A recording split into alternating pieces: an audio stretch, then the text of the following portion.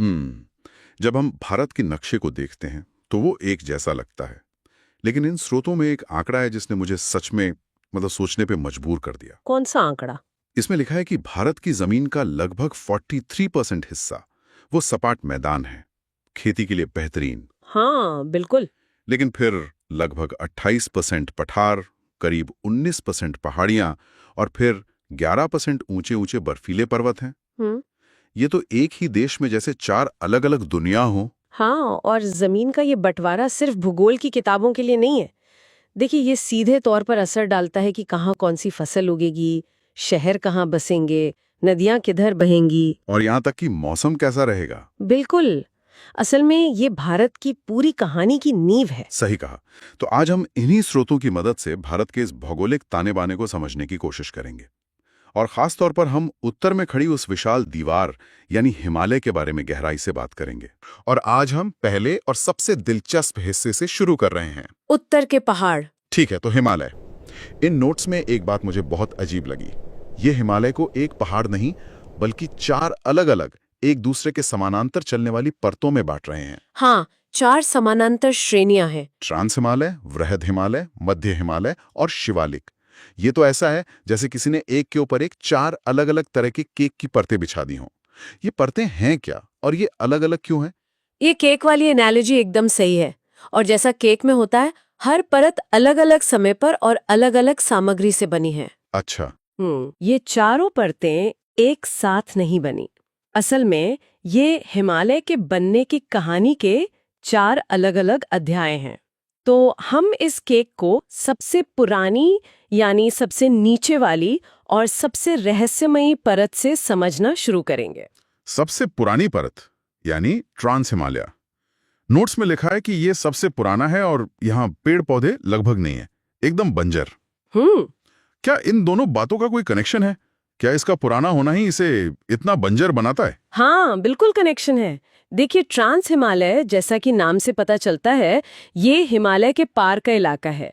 ये असल में यूरेशियन प्लेट का किनारा है, जो पहले से वहां था। हाँ, जो भारतीय प्लेट के टकराने से पहले से ही वहां मौजूद था।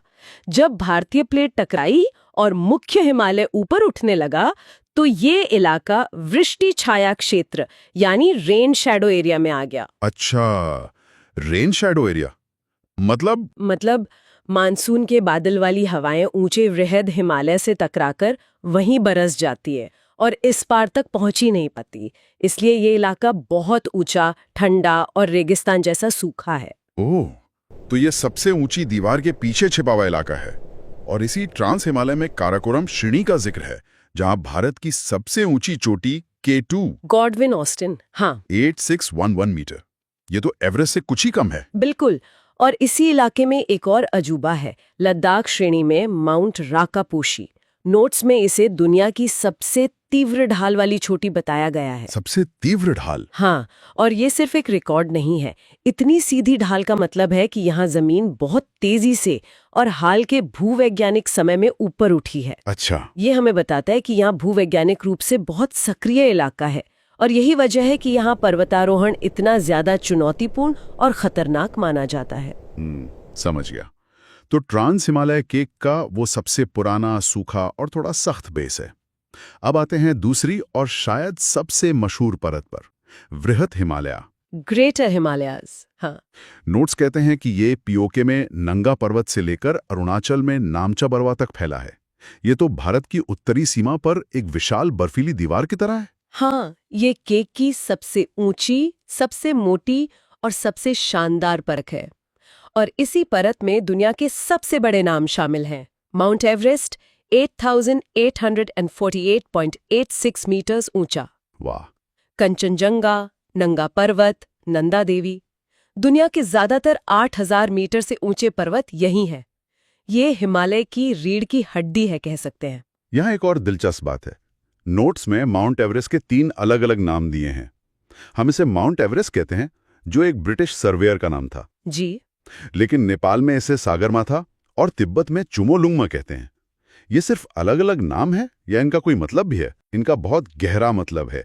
ये सिर्फ अलग अलग शब्द नहीं है, ये उस पर्वत के साथ लोगों के रिश्ते को दिखाते हैं। सागरमाथा का मतलब है आकाश का मस्तक, आकाश का मस्तक। हाँ, जैसे वो धरती का आसमान को छूता हुआ माथा हो। और तिब्बत का नाम चोमोलुंगमा तो और भी खूबसूरत है, पर्वतों की रानी या विश्व की मातृ देवी। क्या बात है। ये दिखाता है कि भूगोल सिर्फ चट्टान और बर्फ नहीं, बल्कि वहाँ की संस्कृति और आस्था का भी हिस्सा है। उनके लिए वो एक पूजनीय देवी है, सिर्फ फतह करने वाली एक चोटी नहीं। वाह, तो बृहद हिमालय वो बर्फीली, विशाल और लगभग देवतुल्य परत है। लेकिन हम सब जानते हैं कि लोग गर्मियों में छुट्टियां बिताने हिमालय जाते हैं। जाहिर है वो इन बर्फीले तूफानों में तो नहीं जाते होंगे। तो वो कौन सा हिमालय है जहां शिमला, मनाली, नैनीताल जैसे हिल स्टेशन बसे हैं? अब हम आ गए केक की तीसरी और शायद सबसे स्वादिष्ट परत पर, मध्य हिमालय या लघु हिमालय। अच्छा जी, ये वो हिमालय है जिसे ज्यादातर पर्यटक जानते हैं। इसकी औसत ऊंचाई 1800 से 3000 मीटर के बीच है, जो इसे इंसानी बसाहट और पर्यटन के लिए एकदम सही बनाती है। ना बहुत ज्यादा ऊंचा और ना इतना नीचा कि गर्मी लगे। बिल्कुल। और यहाँ के घास के मैदानों का भी जिक्र है, जिन्हें मर्ग कहते हैं। सोनामर्ग, गुलमर्ग। जी, सोने का मैदान, फूलों का मैदान। नाम से लगता है कि कितनी खूबसूरत जगह होंगी। हाँ, ये मर्ग असल में सर्दियों में बर्फ से ढके रहते हैं और गर्मियों में यहाँ हरियाली और रंग बिरंगे फूलों की चादर बिछ जाती है। ये इस इलाके की एक अनूठी पहचान है। तो मध्य हिमालय वो परत है जहाँ जीवन है, पर्यटन है। ठीक है, तो बेस हो गया ट्रांस हिमालय, मुख्य परत हो गई वृहद हिमालय, और उसके ऊपर ये पर्यटन वाली क्रीम लेयर हो गई मध्य हिमालय। अब बची सबसे आखिरी, चौथी परत, शिवालिक। हाँ, शिवालिक। नोट्स में इसे सबसे युवा और सबसे बाहरी हिस्सा बताया गया है। युवा से क्या मतलब है? युवा का मतलब है कि ये हिमालय के बनने की प्रक्रिया में सबसे आखिर में बनी। ये केक के ऊपर डाली गई ताजी मुलायम टॉपिंग की तरह है। अच्छा। जब भारतीय प्लेट लगातार यूरेशियन प्लेट को धकेल रही थी, तो उस दबाव से मुख्य हिमालय से जो मलबा, मतलब नदियां जो मिट्टी पत्थर बहाकर लाईं, हाँ, वो दक्षिण में जमा होता गया और फिर दबाव से ऊपर उठकर एक और समानांतर श्रृंखला बन गया। यही शिवालिक है। इसकी ऊंचाई भी सबसे कम है, करीब 850 से 1200 मीटर। और इसी शिवालिक और मध्य हिमालय के बीच दून और द्वार जैसी जगहों का जिक्र है। देहरादून, हरिद्वार, ये असल में क्या है? ये बहुत दिलचस्प संरचनाएं हैं। कल्पना कीजिए कि मध्य हिमालय और शिवालिक की परतें एक दूसरे के समानांतर खड़ी हैं। उनके बीच जो लंबी चपटी घाटी बनती है, उसे ही पश्चिम में दून और पूर्व में द्वार कहते हैं। ओह, तो ये घाटियां हैं? हाँ, और क्योंकि ये घाटियां नदियों द्वारा लाई गई उपजाऊ मिट्टी से बनी है, इसलिए यहाँ खेती अच्छी होती है और आबादी भी घनी है। देहरादून और हरिद्वार इसके सबसे अच्छे उदाहरण हैं। ये तो कमाल है। मतलब ये चारों परतें एक दूसरे से सटी हुई हैं, लेकिन फिर भी अलग हैं। वैसे इन नोट्स में एक डायग्राम है जिसमें कुछ बहुत तकनीकी नाम है। हाँ, फॉल्ट लाइंस के। Suture zone, main central thrust, main सीमांत दर्रा, ये इन परतों के बीच में है। आम भाषा में ये क्या है? इसे समझने के लिए वापस केक वाली एनालॉजी पे चलते हैं। ये दरारें ही हमें बताती हैं कि हर परत अलग अलग समय पर बनी है। अब जाकर ये पूरी तस्वीर साफ हुई है। उत्तर से दक्षिण का ये विभाजन तो भूवैज्ञानिक कहानी कहता है, लेकिन अब बात और भी दिलचस्प हो जाती है। कैसे? इन नोट्स में हिमालय को देखने का एक और नजरिया दिया गया है, जो ऊपर से नीचे नहीं बल्कि दाएं से बाएं, यानी पश्चिम से पूर्व की ओर है। ये बंटवारा किसने और क्यों किया? ये बंटवारा सर सिडनी बुराड नाम के एक भूगोलवेता ने किया था, और उनका नजरिया बिल्कुल अलग था। अच्छा। उन्होंने पहाड़ों की ऊंचाई या उम्र को नहीं देखा, बल्कि उन्होंने उन बड़ी बड़ी नदियों को देखा जो हिमालय को चीर कर बहती हैं। उन्होंने कहा कि हम हिमालय को इन नदियों के बीच के हिस्सों में बांटकर भी समझ सकते हैं। नदियों के आधार पर यह सोचने का एक बिल्कुल नया तरीका है। तो चलिए इस नक्शे को पश्चिम से शुरू करते हैं। पहला हिस्सा पंजाब हिमालय। हाँ, यह सिंधु नदी और सतलुज नदी के बीच का करीब 560 किलोमीटर लंबा क्षेत्र है। इसमें कश्मीर, हिमाचल और पंजाब के पहाड़ी इलाके आते हैं। और नोट्स के अनुसार यहाँ केसर की खेती होती है। जी, ये इलाका अपनी खास जाफरान यानी केसर की खेती के लिए मशहूर है, जो दुनिया में कुछ ही जगहों पर होती है। सिंधु और सतलुज के बाद अगली नदी कौन सी है? अगला हिस्सा है कुमायूं हिमालय। नाम से ही उत्तराखंड वाला एहसास आ रहा है। बिल्कुल सही पकड़ा। ये सतलुज नदी और काली नदी के बीच का 320 किलोमीटर का हिस्सा है, जो ज्यादातर उत्तराखंड में है। और इसका धार्मिक महत्व बहुत ज्यादा होगा। बहुत ज्यादा। हमारी पवित्र नदियां गंगा और यमुना यहीं से निकलती हैं। और नंदा देवी, केदारनाथ, बद्रीनाथ जैसी चोटियां जो आस्था के बड़े केंद्र हैं, वो भी इसी कुमायूं हिमालय में है। ठीक है। और फिर काली नदी के और पूर्व में जाने पर आता है तीसरा और सबसे लंबा हिस्सा, नेपाल हिमालय। हाँ, ये काली नदी से लेकर तिस्ता नदी तक करीब 800 किलोमीटर तक फैला है और जैसा कि नाम से ही जाहिर है, इसका ज्यादातर हिस्सा नेपाल में है। और दुनिया की सबसे ऊंची चोटियां भी यहीं हैं। जी, दुनिया की सबसे ऊंची चोटियों का जमावड़ा यहीं है। Mount Everest, Kanchenjunga, Makalu, धौलाधिरी।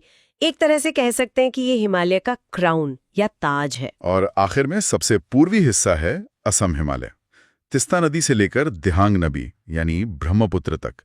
इस हिस्से के बारे में नोट्स में एक बात लिखी है कि ये जैव विविधता के लिए प्रसिद्ध है। ये बात मुझे दिलचस्प लगी। क्या इसका मतलब है कि असम हिमालय में पेड़ पौधे और जानवर बाकी हिमालय से बहुत अलग हैं? ऐसा क्यों है? ये एक बहुत अच्छा सवाल है और यही इस हिस्से को सबसे खास बनाता है। यहाँ जैव विविधता ज्यादा होने की कुछ बड़ी वजह है। पहली, ये बंगाल की खाड़ी के सबसे करीब है। अच्छा। तो यहाँ मॉनसून की बारिश पश्चिमी हिमालय के मुकाबले बहुत ज्यादा होती है। ज्यादा नमी का मतलब है ज्यादा घने और अलग अलग तरह के जंगल। सही है। दूसरी वजह, यहाँ पहाड़ों की औसत ऊंचाई थोड़ी कम है, जिससे ज्यादा विविध वनस्पति को पनपने का मौका मिलता है। और तीसरी और सबसे अहम वजह यह है कि एक ट्रांजिशन जोन है। ट्रांजिशन जोन मतलब यहाँ भारतीय उपमहाद्वीप, दक्षिण पूर्व एशिया और चीन, इन तीनों क्षेत्रों के पेड़ पौधे और जीव जंतु आकर मिलते हैं। इसलिए आपको यहाँ ऐसे ऑर्किड, ऐसे जानवर और ऐसी तितलियां मिलेंगी जो हिमालय में और कहीं नहीं है। ये एक इकोलॉजिकल हॉटस्पॉट है। तो इस सब का निचोड़ क्या है? आज इन नोट्स की मदद से हमने देखा कि भारत की जमीन जिस पर हम रहते हैं वो कितनी विविध और परतों वाली है। बिल्कुल। और हिमालय, जिसे हम दूर से बस एक सफेद चादर ओढ़े पहाड़ समझते हैं, वो असल में एक जीवित, सांस लेती हुई जटिल संरचना है। एकदम सही सारांश। हमने पहले जमीन के 43, 28, 19, 11% वाले आंकड़ों को समझा। फिर हमने हिमालय को दो अलग अलग लेंस से देखा। पहला, उत्तर से दक्षिण का भूवैज्ञानिक लेंस, जिसने हमें केक की परतों वाली कहानी बताई। केक कैसे अलग अलग समय में बना, हमें एक अंतिम विचार की ओर ले जाता है। हमने आज हिमालय को एक स्थिर भौगोलिक संरचना के रूप में देखा और समझा है, लेकिन भूवैज्ञानिक रूप से ये दुनिया के सबसे युवा पर्वत हैं। हाँ, ये तो है। भारतीय प्लेट के यूरेशियन प्लेट से टकराने की प्रक्रिया आज भी जारी है।